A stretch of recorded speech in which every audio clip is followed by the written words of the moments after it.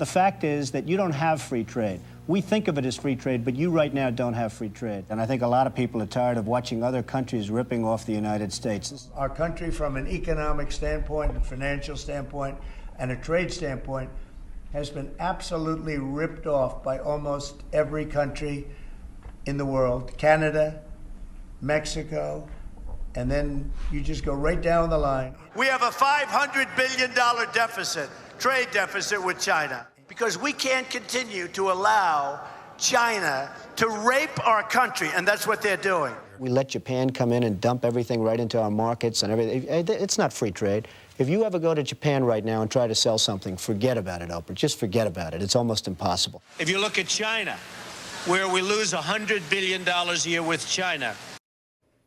That was President Trump over the last half century singing the same exact song he's singing today about foreign countries ripping off the United States when it comes to trade.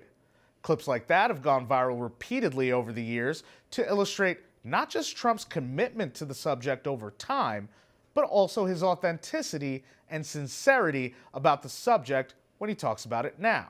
Ever since he was a strapping young man building his real estate empire from the ashes of a New York City left for dead after its bankruptcy, President Trump built his perspective on business and trade from the ground floor all the way up to his golden penthouse today. Make America great again. That's the world-famous refrain that won him the presidency 3 times. He may have developed that perspective in his efforts to make New York great again after its fiscal woes. Everyone knows Trump's business experiences helped shape Trump's perspective on politics and trade, but few know or understand that the very city he grew up in and helped build contributed to his perspective as well. MAGA is an ideology developed and perfected in New York City. Without New York City, there is no MAGA. It's a 5-borough ideology that was scaled up to national presidential success and perhaps even global relevance too. Bright lights, big city glitz, skyscrapers, and Wall Street wealth is the brand that carries through the country when people think about the Big Apple. But few actually understand what makes New York City work on the street level.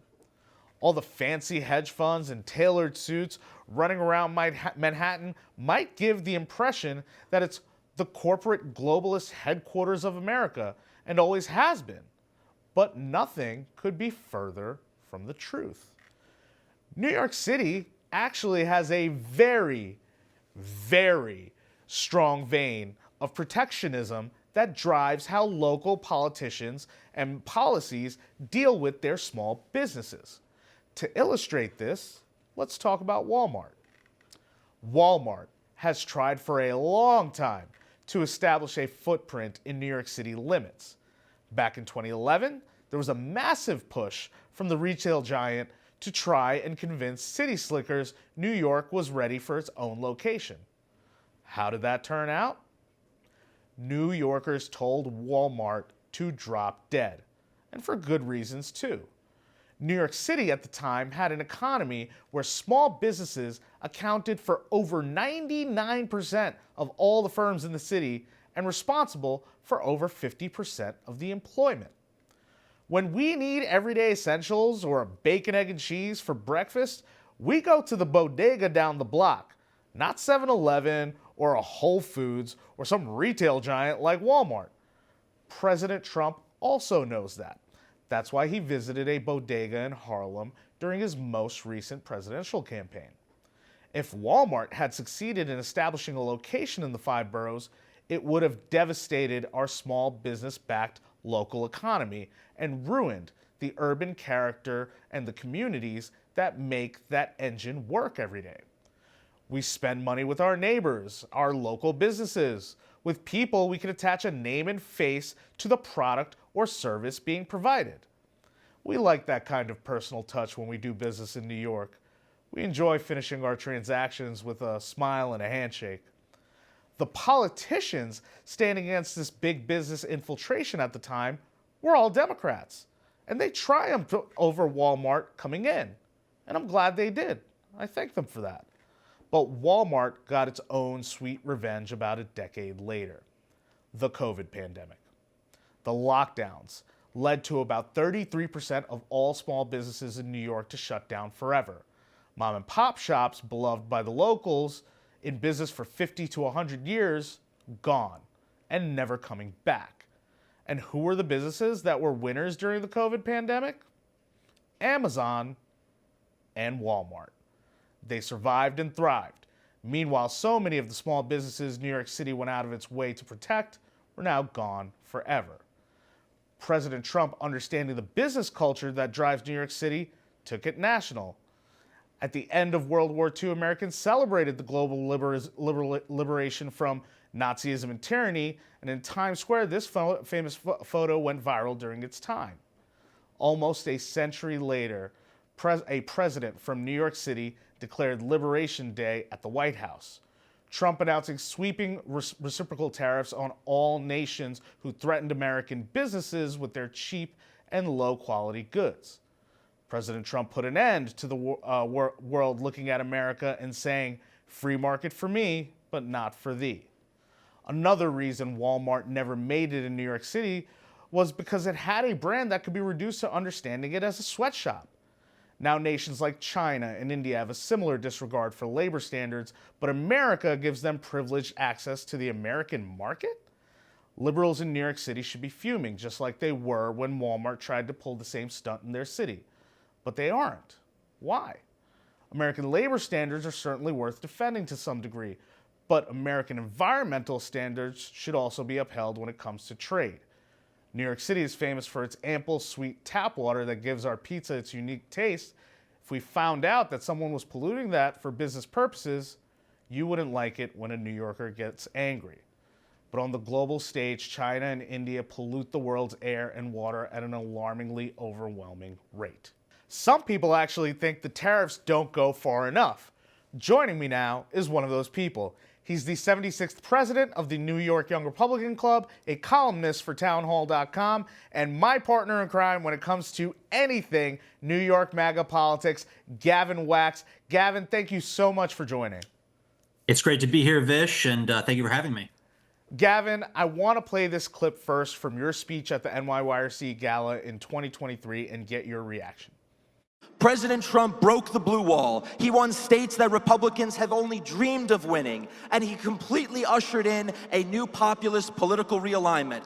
And in many ways, it started from this very spot, in this very stage, and in this very city.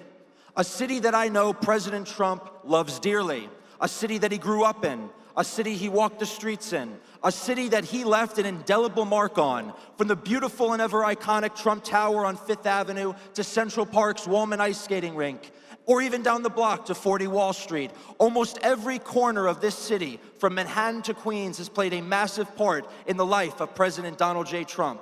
So to welcome him back to his hometown, back to where it all began, is truly symbolic.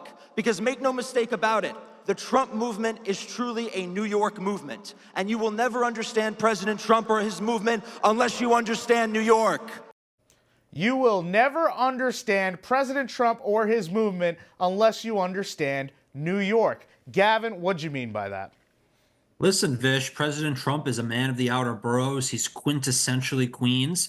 And look, the outer boroughs are sort of a microcosm of forgotten America. You look at New York City, it's always been about Manhattan. It's always been about the glitz and glam of Manhattan, the elite in Manhattan.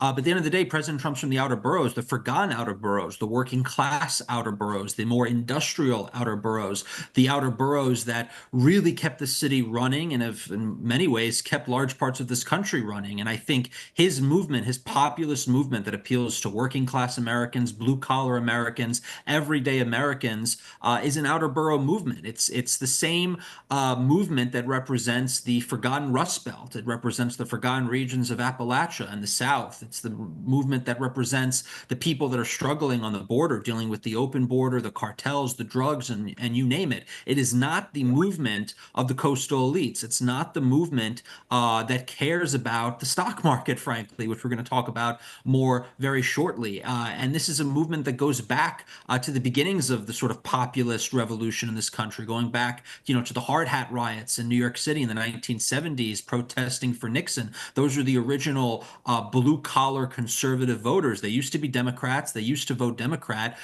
They eventually have now shifted to the Republican Party. And that's really the genesis in many ways of the MAGA movement and the MAGA agenda. So it's quintessentially New York, just like its leader and its main ideological champion, President Donald J. Trump.